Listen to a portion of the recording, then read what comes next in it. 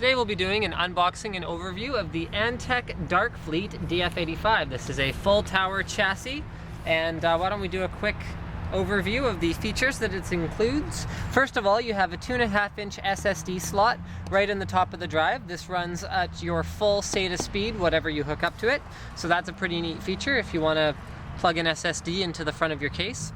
And then we've also got 4 external 3.5-inch fleet swap SATA drive bays. So these are hot swap SATA bays that you can actually move around within the case. Much like the Antec 1200, you can actually take the whole module and move it somewhere else if you want. These accept 3.5-inch drives. And then we have Fleet Release drive bay access doors. Fleet Release basically is a name for their door that includes a fan control knob, a stepless fan control knob, so you can have the fan run at any speed you want, as well as a fan filter. This gives you access to the hard drive bays, as well as the fleet swap bays. Next, we have USB 3.0 on the front, a single port, and it is SSD hard drive compatible. It is designed by Antec in California. And what else do we have on the outside of the box that I can tell you about? There's a picture of the case. I don't think that's all that relevant. Then we've got a big long list of specs. Cameraman, if you want to just have a look at the spec list, they can always pause it and have a look if they feel like it. 3 front USB 2.0 ports, that's probably relevant, as well as the 1 USB 3.0 port, color-coded blue. CPU cutout for easy CPU installation. And oh, it accepts CPX power supplies. That's pretty relevant too, because Antec CP850 and CP1000 are both really good units at a really good price. So let's get this thing opened up. This is my cheat sheet today, by the way, because there's a lot of stuff to remember about this case. And from time to time, I do actually try to learn about the product before I unbox it, rather than just trying to learn on camera. Look at this, I prepared everything today. I've got a knife, I've got my screwdriver, and I even have an SSD drive to put into the little SSD slot. That is preparation. So, first thing we find inside the box is a piece of paper. Are you even able to hear me? You can hear me? Okay. So we find a piece of paper that tells us this is a product overview, and we've also got some screws. Okay, why don't we just open this up and see what's inside? Okay, product overview will only provide general information.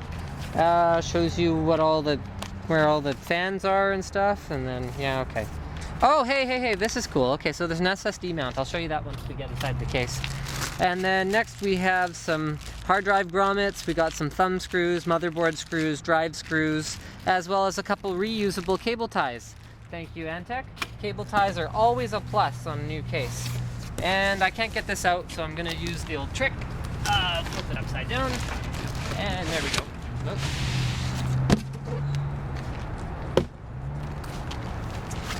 Roll. Wow, it comes in really good foam, I'll give it that much.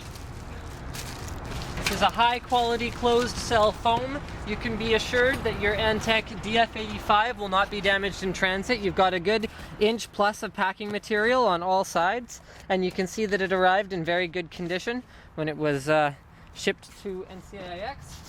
Alright, let's get the plastic off here. And the first thing you'll notice is that it's pretty similar in structure to the Antec 1200. So it's been upgraded in a lot of ways, but the general shape is quite, reminds me quite a bit of the Antec 1200, including the side window here. So it does have a side window, which has an optional 120mm fan mount for a graphics card fan. Then we have some thumb screws on the back, so I'm just going to get this opened up so we can have a good look at it. Why don't we do the rest of the outside first? So here, I'll take that off. Then we'll take off the inside one in a little bit here. But let's have a look at the Fleet Release as well as Fleet Swap bays. So, first of all, these are the Fleet Release. Oh man, I can't even remember which is Fleet Release and which is Fleet Swap. Help me. Okay, these are the Fleet Release bays. So these open up somehow. Okay, let's see if we can figure out how to do it. That would be the key, is to figure out how to open them.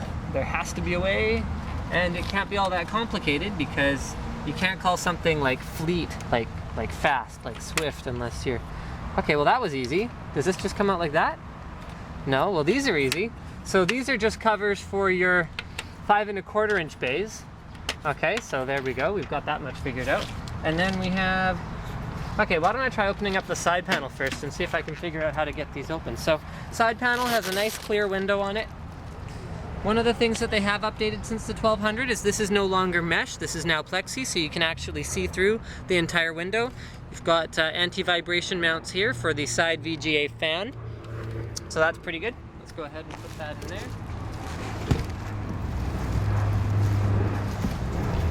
There we go, and let's see if we can figure out how to open up these bays here. So first, let's take this and do that. Oh, wonder what this does. Does that unlock them? Not yet. Oh, okay. Oh, it does, it unlocks them. Oh, there we go.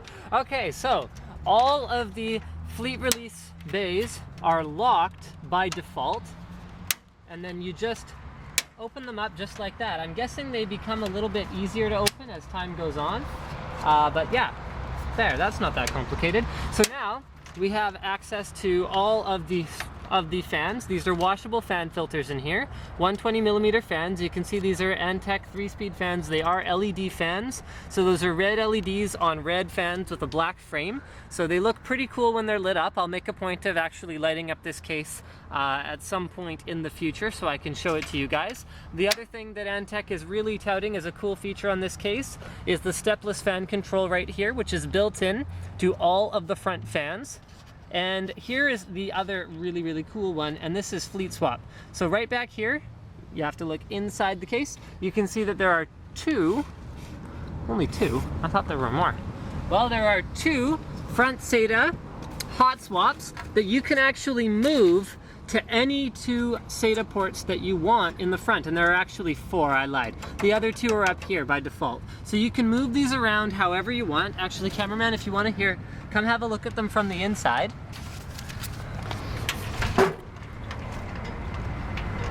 You can see that the screws right here can allow you to just remove these. They're made of plastic, but fairly durable, and then you can just put them wherever you want. So you can configure it so that the hot swap bays are wherever you need them to be.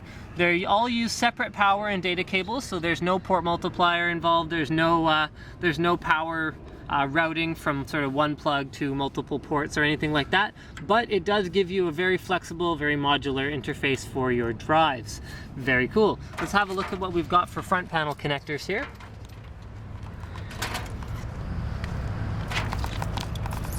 Okay. Oh, it's tied with 2 zip ties for extra added safety and security. Okay, so for our front panel connectors, we have a USB 3, which is intended to go around to the back of your motherboard, so that'll give you front USB 3, because the pinout is not yet decided for the USB 3 standard. So if you want a front USB 3, that's all you can really do, is run it around to the back of the case. So then the next thing we've got is our front USB 2.0 reset switch, another front USB 2.0. Then we have the front SATA, which I will show you in a little bit more detail in a moment. We have power for the front, we have front HD audio, we have front AC97 audio, should we so desire. We have a hard drive LED, and I'm gonna go ahead and assume there's a power switch in there somewhere, but I can't find it for the life of me. Power LED, come on, power switch.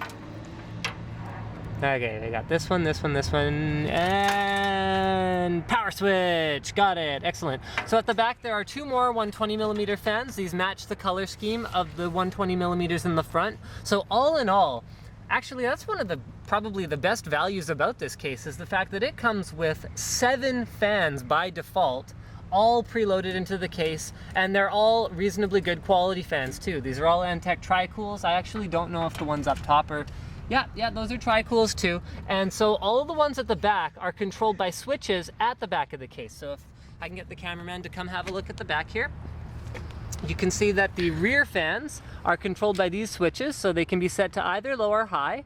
And these are sliders. Ooh, that's cool. So you can adjust them to whatever speed you want by the look of things. Although I could be wrong, so don't quote me on that one. So it might just be low-high. That one's kind of recessed, but you can probably still hit it. The top ones are right here, so that controls all the fans at the back. Now, one disadvantage is that if you want to replace the fans with something else, it might be a little tricky to get them to actually work this way. Here is our standard I/O plate location. Then we have 1, 2, 3, 4, 5, 6, 7 expansion slots, so you're going to fit standard ATX motherboards. Here are 2 water cooling grommets, so if you wanted to mount a rear radiator or anything like that, you'd run the tubes through there. Then you've got your standard ATX power supply hole, and then you can also remove these 4 screws, and that allows you to mount a CPX power supply. Let's have a look around the back of the case and see if we can find any interesting cable routing features or anything like that. Let me see. Cameraman's pointing at something. I don't know what he's on about. He's pointing at the front. 5 1/4 inch bays? Maybe he wants me to talk about the 5 1/4 inch bays. Oh, I haven't forgotten that. No, he's pointing at something that I totally hadn't forgotten. He's trying to remind me of stuff that I know. Silly cameraman. Tricks are for kids. Now he's shaking his head at me.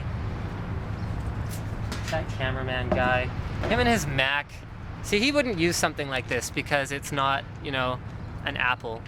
So, you know, he doesn't understand, you know, why this would be interesting. So here's your power. Okay, come back. So here's your power supply cable routing holes.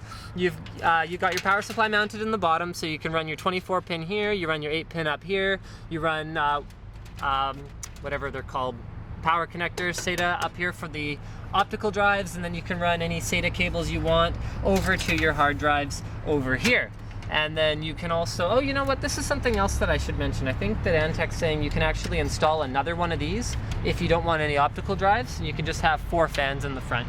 So I don't know where you buy them, but I think that you can. So that might be relevant. Here's the CPU cutout, nice and big, but without losing any sturdiness. You can see they've peeled back the metal here so that the edges are all rounded. I could rub my fingers on these all day and I would not get a cut. See, I didn't get a cut. I was hoping I wouldn't get a cut. And then let's see, the last thing that I want to talk about is the 140mm fans on the top. Those look a little bit bigger than I think they're 140mm.